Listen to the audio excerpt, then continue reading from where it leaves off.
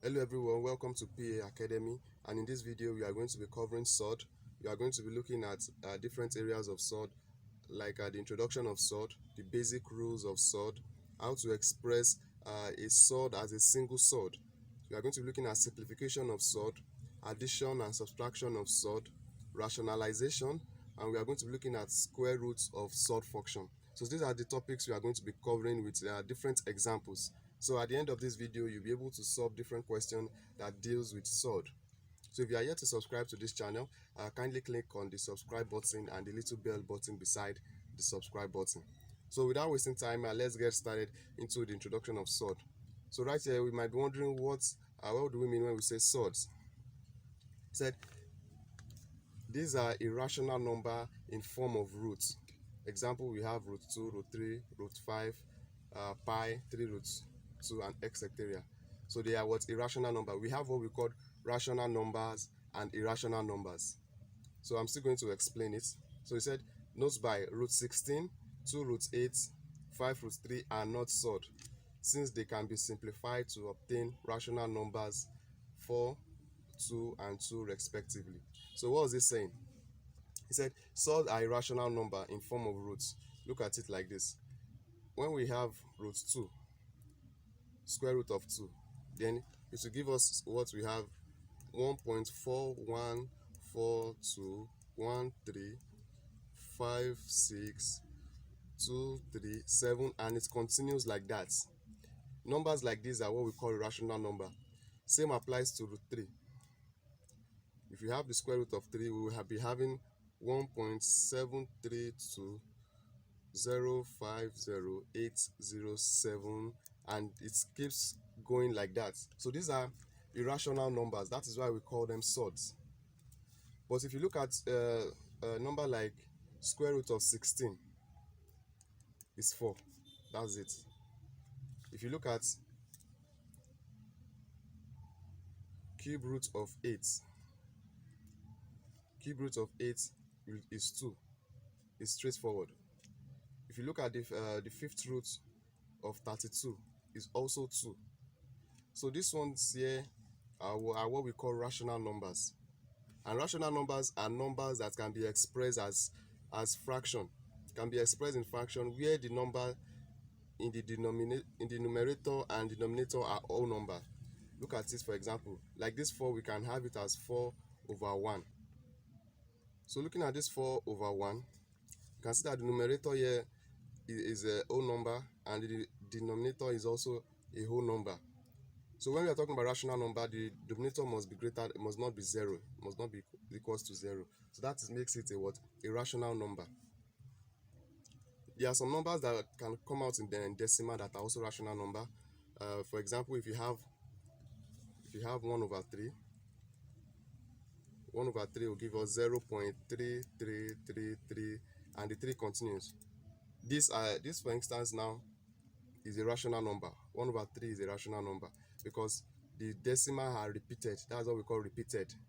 Once we have a repeated decimal, numbers in repeatedly, like we have 333, this one is still a rational number. So if you are not clear with it, you can check the description. There's a video I did separately where I explain the difference between rational and irrational numbers. So that is what we mean by surd. It said these are irrational numbers in form of roots, like root 2, root 3, root 5, pi, and then 3, root 2, and so on like that. So now we are going to be looking at the basic rules of surd. So right here are the basic rules of surd. Okay, so these are the 9 of them we are going to be that we have here, the basic rules of surd. So these are the things that is going to be guiding us in solving different questions that has to do with surd. So let's look at the first one. The first one says, if we have a root b plus c root b, if we have a root b plus c root b is equals to, so it's the same thing as having a plus c root b. So the a that is here and this a, we can just add it together and have the value of the square of the roots.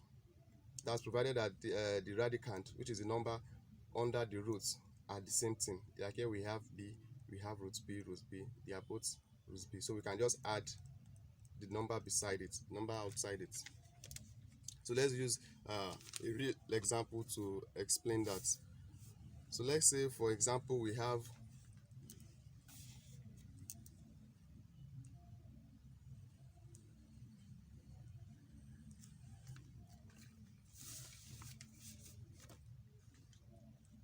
so let's say we have 7 root 2 plus 3 root 2. So if we are to follow the basic rule of surd that we have here, this will give us 7 plus 3 into bracket root 2. So that will be leaving us with 10 root 2. So that is what the rule 1 is actually saying. So let's go to the rule 2. Rule 2 is also similar to rule 1, but here in rule 1 we have addition, and in rule 2 we are having subtraction. So if we have a root b minus c root b is equals to a minus c, that's the a here, minus the c, and then root b. Now if you also even open the brackets, we'll have this. This is what I mean. Right here we have a minus c into brackets root b. That's a minus c root b. So if you decide to open this bracket, we'll still arrive at this answer. Let's look at it. So a multiplied by root b, we have a root b, minus c multiplied by root b, we have minus c root b. So you can see that what we have here is also what we have here. So if you get yourself familiar with some of these rules, it will make it easier for you when you are solving questions that has to do with surd. So let's use a real number for that example too. If we have 7 root 2 minus 5 root 2 as an example, so we can just, so that will just give us 7 minus 5 root 2. So that will give us 2 root 2. So that's what root 2 is talking about. So let's look at the third one. The third one says if you have square root of ab is equals to root a times root b.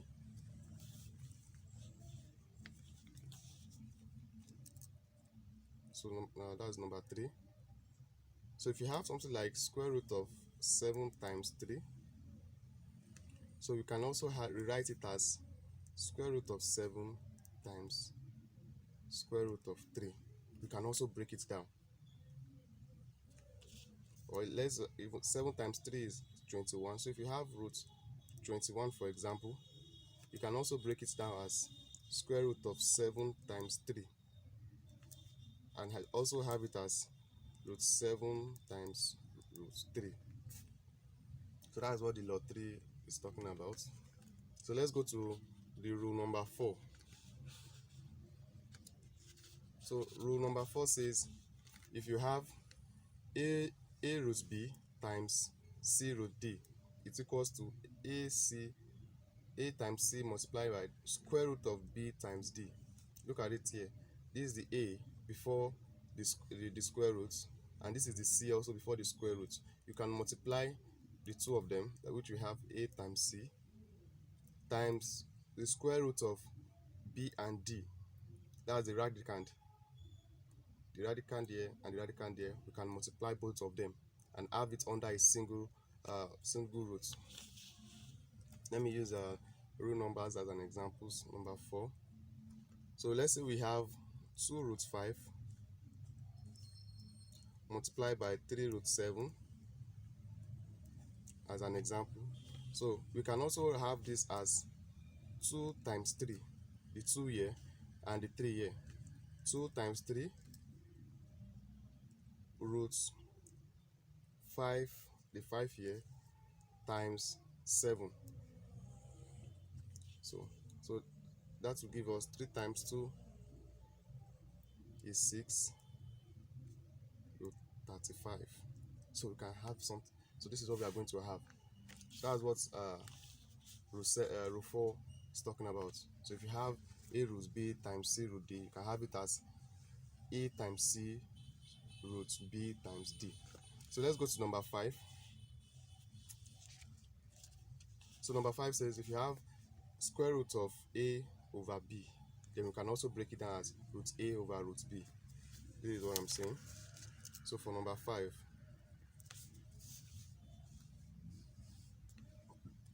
so let's say we have square root of 2 over 5. So this square, this 2 over 5 is a radicand. They are together under a single square root. So we can break it down as root 2 over root 5. So we are still saying the same thing. So if you are solving some questions under Surd, you might have reason to break them apart. So that is for number 5. So let's go to number 6. So number 6 is also a very simple one. So if you have square root of a all square is equals to a. So that means this once you have a square root of a particular radicand, once you just square it, the square will cancel the square root and give you the radicand as a value itself. This is what I mean. So if you have square root of 3, by the time you square it, this square will cancel out the square roots, leaving us with 3. So that's what happened here. That's why we're having just a. So whichever way the question is being written, can also have it as square root of 3 raised to power 2. So this square can also cancel the square root, so leaving us with 3. Because if you have to simplify it further, look at it from this angle. Square root of 3 raised to power 2. Now 3 raised to power 2 is what? 9. So we have square root of 9. So what's the square root of 9? 3. So to save yourself the stress of showing that okay, the square root of to save yourself the stress of showing us that okay, the square of 3 is 9, and then you still come back and have 3, you can just cancel it from this point. So you'll be having the radicand as the answer. So that is it for law 6. Let's go to law 7. Law 7 says if you have square root of a raised to power minus n, so we are having a negative power. The power is negative. So to get rid of this negative, you just have 1 over the entire value here. So let's look at an example here. It's just like saying if you have, for row 7, so if you have something like square root of a raised to power minus 2, so to get rid of this minus sign, you can just have 1 over square root of a raised to power 2. So the minus will no longer be there once you have 1 over, so the minus. So from here you can decide to solve further, where you can just cancel this and cancel the square root will cancel the square. So but what the law is letting us to understand is that once you have a negative power, you can just have 1 over the value, so the negative will no longer be there. So let's go to number 8. Number 8 says if you have square root of a times square root of a, it will give you the radicand. So the numbers under this square root are always called radicand. So if you have the same value, it will give you that exact value. So if you have, let's say if you have square root of 3 times square root of 3, the answer will give you 3. Whichever number it is, if you have square root of 5 times square root of 5, to give you 5. So this rule 8 is very common when we are solving rationalization, where it's common with the denominator, where you have the same denominator multiplying each other. So you just take off the square root sign and then to give you that exact value. Now the reason this is, let me explain it. If you have root 3 times root 3, root 3 times root 3, we can have it as 3 times 3, and that will give us square root of root 9, square root of 9. Square root of 9 will give us 3, the same 3.